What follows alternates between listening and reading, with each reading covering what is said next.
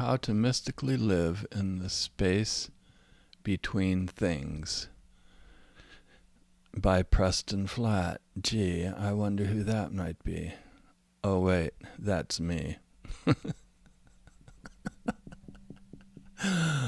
Okay, now let's get serious here. Some think of the world as a world of things, but it's also possible to think of it as a world of the spaces between things. Problems come from imagining yourself as a thing, as an object in the world. Things and objects can be knocked around and messed with.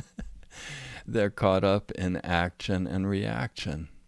They're stirred up, bruised, and they miss the mark. And that is what sometimes happens in life. But what if you lived your life in a different way and not as a thing? Is there an actual way to do this? Well, let me just say there might be. It's possible to live your life resting in the space between things. And when you do, life will seem much different. You can live your life abiding in the space between opposites, between things. Because in that space between opposites, all the problems of life fall to one side or the other, and you remain resting in the middle, in the pristine center, untouched. You just have to know some idea of how to access it and how to abide there. So this is a pretty unique section of the video here, how to use apparent flaws to find this place. See, that's the challenge. How can someone grasp the ungraspable, right? There is a way to grasp the ungraspable, though. When something is pristine and flawless, there is nothing to snag it by, no flaw or handle by which it can be grasped. And that means it's also beyond the reach or grasp of the mind. But if it did have a flaw or an imperfection, then at last there would be a thing there that could be caught or latched onto, as if snagging something with a hook. It's possible to set up a scale, like those old-fashioned scales, right? To gather two or more points, 1, 2, two or more points in the seeming flawed world of creation, and rest between them in the changeless place between opposites. By doing so, it's possible to know what is in the midst of them, even though one might normally say it's ungraspable, because you can grasp this and this. You gather 2 points and then you surf the place which is in the midst of them. And so with this technique, it's possible to hang out in the exact ungraspable, pristine, and changeless place between those opposites, between those gathered points. The world of the world of opposites forms walls of rest, something similar to the way that the walls of a hurricane, full of directionality and content, those walls define the place of unearthly peace at the center of the eye of the hurricane. To the outside are all the winds, flying trees, dirt, and waves, right? But within and between the hurricane eye walls, though, can be found a place that is kept in perfect peace. When a weather plane flies into that center and abides there, it is because it has the hurricane eye walls as references that it can keep resting perfectly in the sweet spot. And knowing where those walls are, it knows exactly the changeless place between those opposites, the place ungraspable, beyond directionality and content. It can still be surfed and still be held to.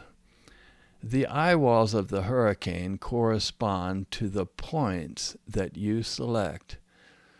It is by establishing the equivalent of a yoke or a scale, an old-fashioned scale, that it's possible to abide as yoked.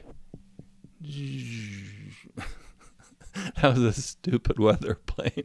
It's possible to abide as yoked in the pristine place between the apparently flawed opposites of creation.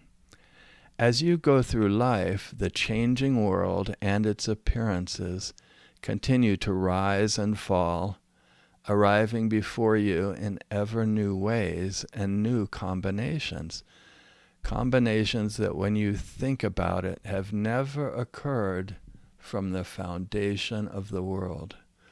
Resting evenly in the place between opposites, it is not different than the changeless place which was there before the opposites of creation arose.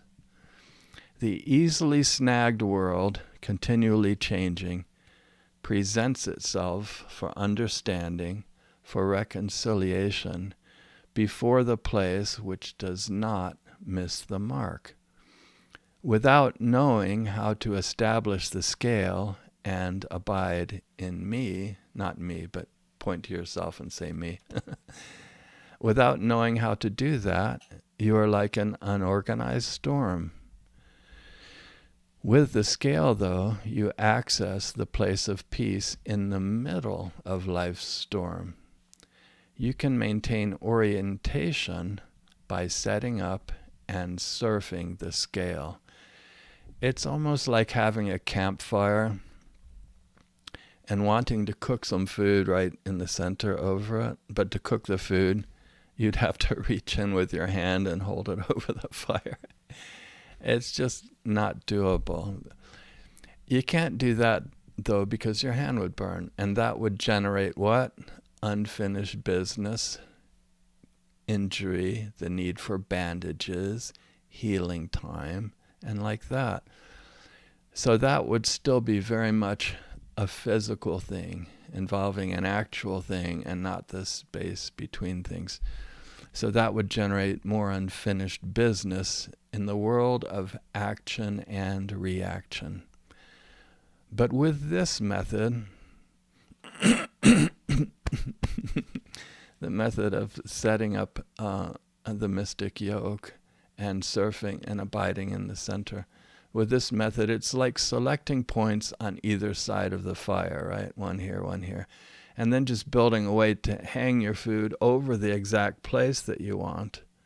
And because you can use, the opposite, such as too hot, too cold, and like that, to adjust the place to where it's just in the right position.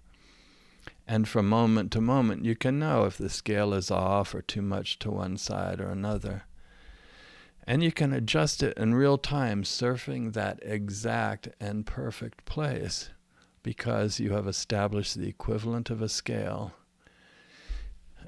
using the human frame as a tool. And if you kept it exactly over the fire long enough by surfing that place, the food would eventually burn up, turn to ash or smoke, and all substance and change would be blown to the four winds, leaving behind only that which is enduring, non-shakeable, lasting, that which had been there already, but had been beneath the appearance of the food, existence itself. In other words, by setting up a scale, you can experience, organize, process, and understand life in a new way. If you know how to establish a scale, you can choose a point on the right and a point on the left and set up a physical correspondence with your human frame. You can dock at the ungraspable center, docking the world of your experience and all that you have and are right there, and abide there. And you use the points you selected as a reference or as a scale, so that you'll know how to surf and hold to the one good thing without gathering 2 or more points. Then it's not easy to know what is in the midst of them. And as the scripture says, where 2 or more are gathered in my name, there am I in the midst of them. You can actually surf and abide in this place, ever peaceful and secure, while the world continues to parade up before you. It presents itself in invitation after invitation to leave this one good thing and instead go outward, seeking solutions, toiling and spinning in the evanescent and fleeting, shakeable world of creation. Going outward and missing the mark generates unfinished business and fuels new creation. Kind of makes sense. When you mismatch the presentations of the world, there's unfinished business, and that's how new creation comes about. Holding and abiding in me, point to yourself when you say me, rather than going outward, that is the real meaning of devotion. It's what is meant by the question of Scripture, lovest thou me more than these? So there is that verse that says where 2 or more, even if they're just points, where 2 or more are gathered in my name, there am I in the midst of them. When you abide in that place, the place between opposites, it's called abiding in me. You can also surf that place continually as you move about in the world. Life, like a changing ocean, is dynamically changing. And now that you have established the scale, let's do it this way. This may be the first time that you're able to have some kind of a steady reference to understand your changeless place in it. But because you can always find this place between opposites, and sensing it, to also know the self-evident way to lean to return back into balance. So there's that verse that says, trust in the Lord with all your heart and lean not unto your own understanding. In all your ways, acknowledge him, and he will direct your paths. So when someone leans, like if I'm off track like this, leaning,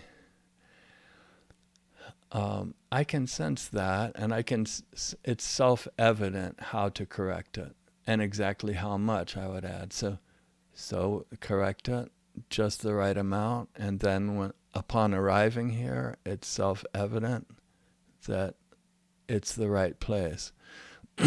So this gives you absolute confidence and assurance of how to be in the world without toiling, without spinning, without taking thought for the morrow.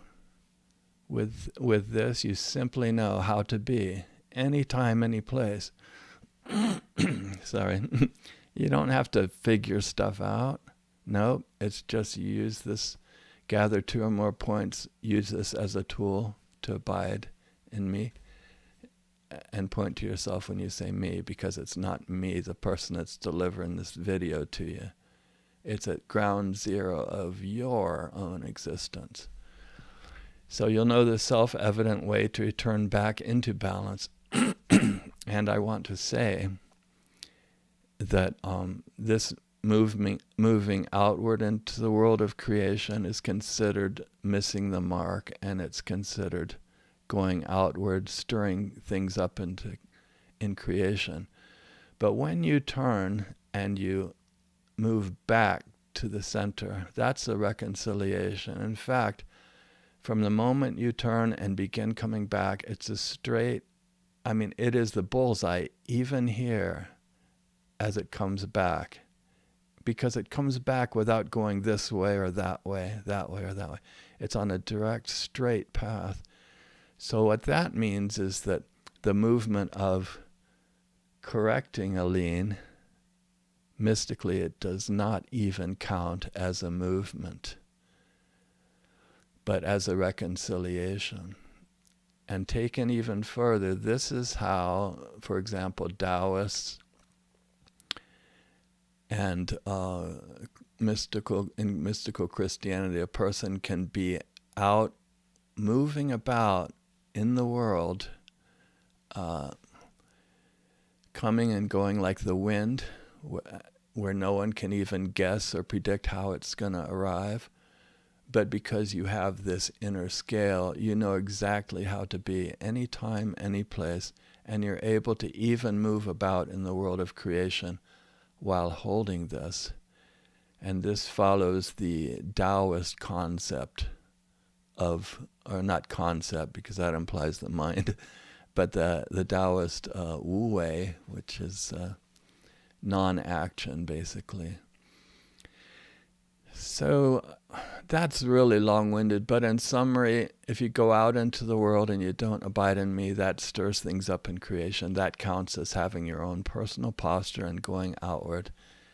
And but the return to balance can and should always be done, because it does not count as a posture. Even the returning is on track. That's what I'm trying to tell you. So you first begin by establishing the equivalent of a yoke or a scale by holding a point on one side of the body and a point on the other, and resting in the space between these opposites. You will surf, hold to, and abide in that place as you go through life. You'll no longer have to wonder, well, how should I be in this at this given time in this moment? How should I be? How should I practice? You have peace of mind because you just abide. Set up the scale and surf that changeless place, and it's the place that, because it doesn't mismatch the world, because it doesn't overreact or underreact. It's the place that, for any given application, is on track. So after you practice this spiritual exercise for a while, you will learn that which you hold to with effort is not different than that which you already have without effort.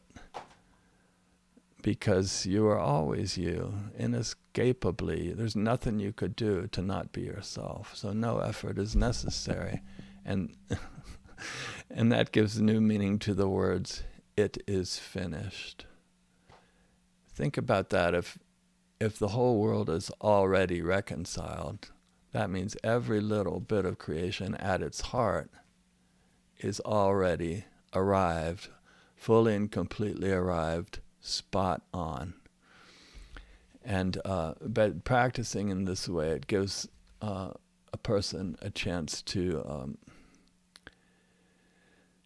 kind of somehow be involved in the reconciliation of creation. And I have a theory, and it's just my own personal theory, that this may be related to the Christian idea of crowns, that when you practice in this way, when you abide in me and do so with all your heart, might, mind, and strength, that this is a way for there to be long suffering, and through that,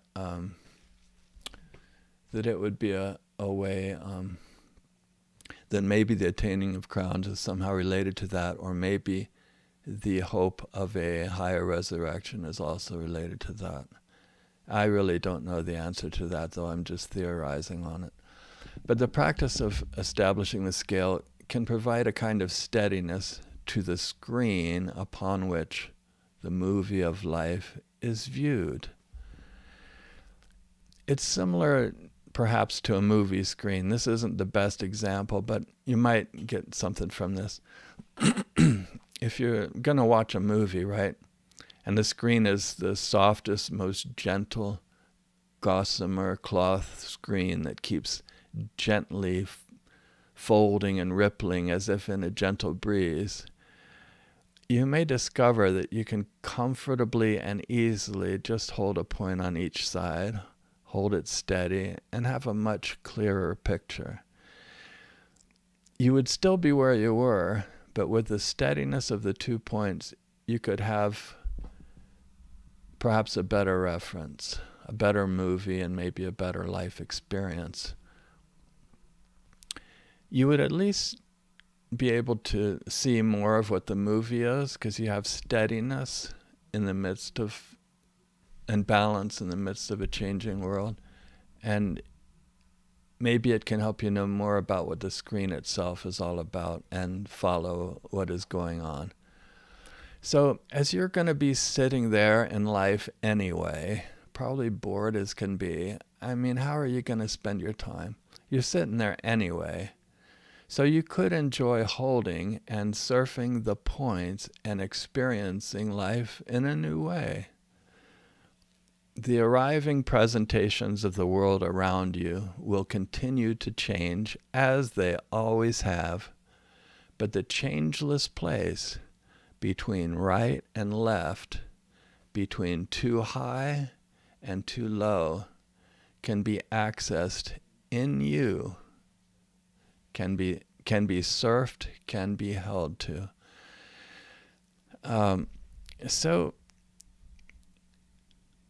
Yeah, that's about all there is for that. Would you please be so kind as to like and subscribe to my videos, and check out also, go to my website, please, prestonflatt.com, and read the disclaimers, both the ones below this video and the ones on the website, because this spiritual practice, it's simply documenting the way I practice. It might not be for you. And so I encourage you to be aware of this way of practicing.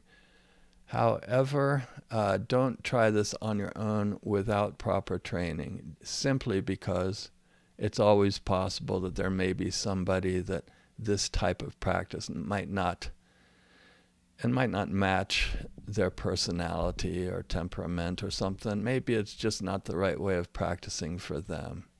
So yeah, be sure to follow the disclaimers, and thanks a lot.